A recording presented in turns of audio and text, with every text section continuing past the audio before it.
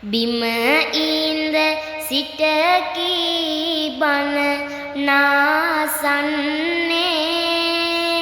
විමතිව උඩ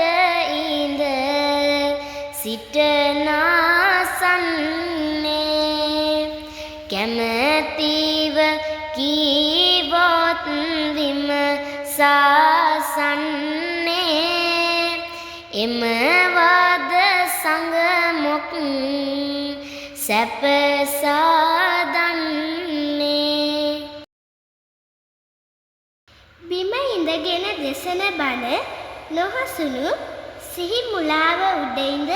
බණ නසන්න කැමැතිව දෙසන බණ විමසිලිමත්ව සිහිනුවරින් අසනු